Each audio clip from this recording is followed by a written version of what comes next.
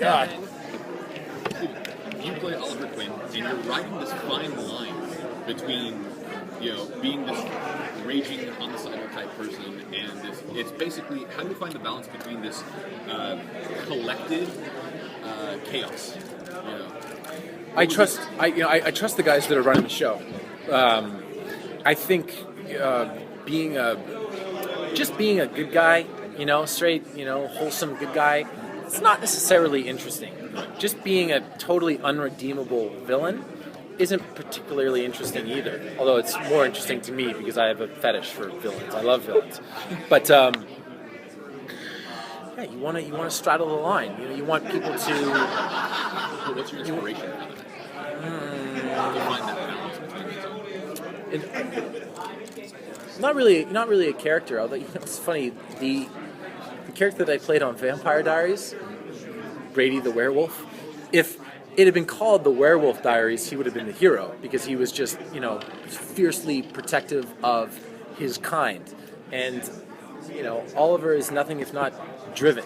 So as long as you're producing a reaction, be it positive or negative, it's a reaction. It's when there's indifference that there's a problem.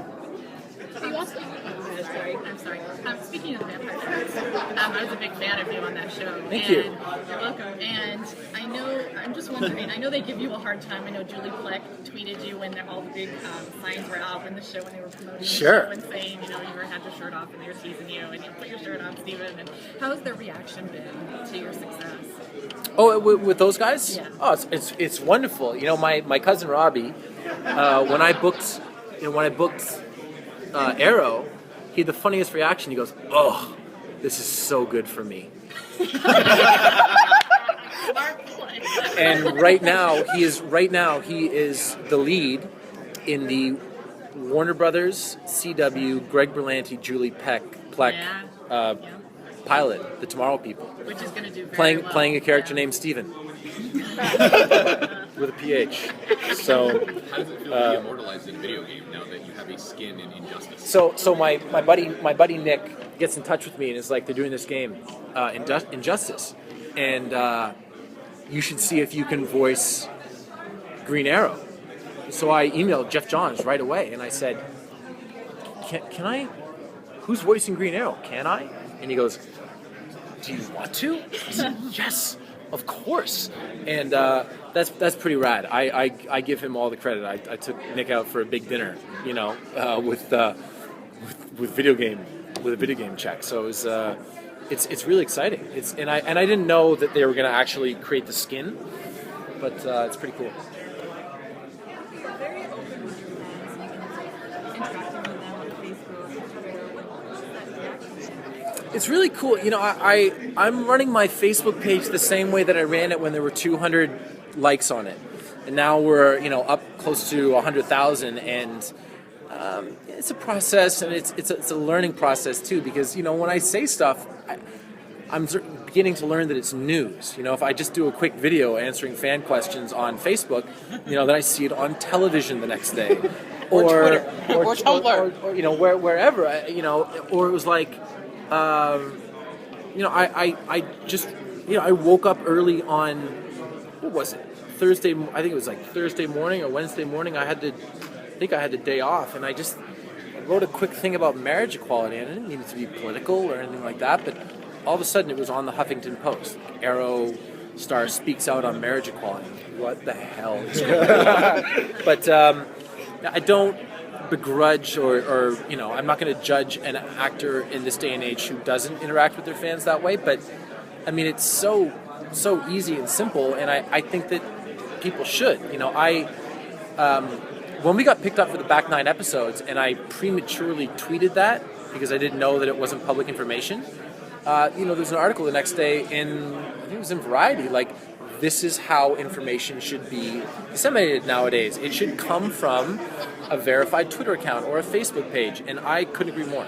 I apologize for doing that because it wasn't my place, but I think that, if and when that news comes in the future, if there's news about the show, it should come from me or Colin or Katie or Willa. Like, fans appreciate getting it from the actors in the show.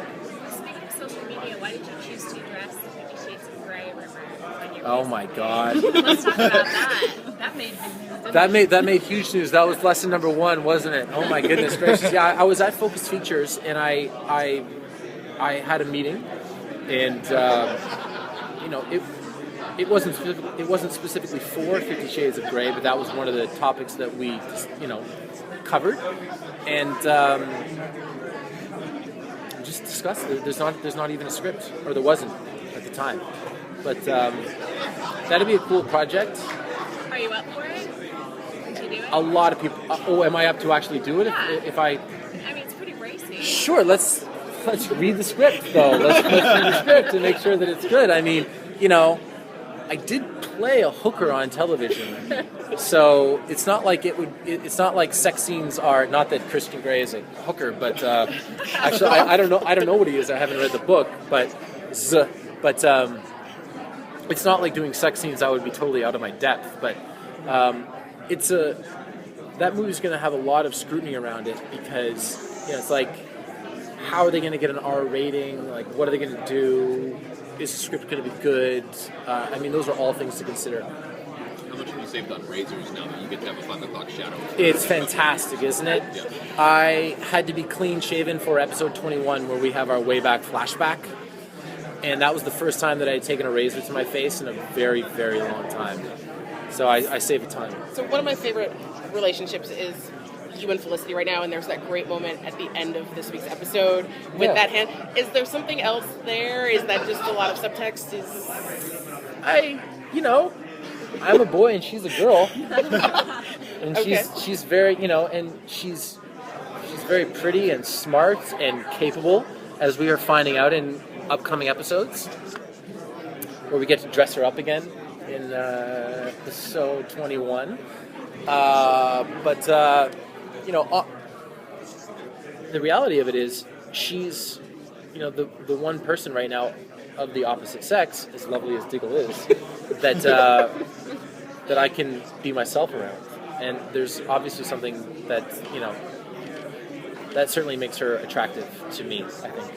Something I really like is you essentially play 3 different characters between Oliver on the Island, Oliver Queen, and Arrow. How do you kind of switch between them as you do? So Oliver on the Island just just slumps a little bit, and the most fun that I've had actually recently is there's Oliver on the Island, there's the vigilante, and there's Oliver's persona that he puts on in the present day. But for our way back flashback, it's Oliver pre-Island, and he doesn't have a care in the world. Sleeps in. There's this great line where Susanna is talking to someone, and he says, "Is Oliver up yet?" And she's like, "It's not even noon. He's not up." So that's been really fun. But the wig really helps. That terrible hair that I have, it really helps because you just put it on, you just look at yourself in the mirror, and you go, "Okay, here we go." So we have our way back flashback, where we get to meet, a bunch of characters at a very different point in their life. John Barrowman, Jamie Sheridan is back. Colin Salmon is back as Walter. Flashback. Susanna is a doting mother and not a co-conspirator. And then, we're building towards, the critical incident on both the island in terms of fires and Yao Fei and all of that, and the present day, Starling City, in terms of the Glades and Oliver and Tommy and Oliver and Laurel and Oliver and everybody at this point.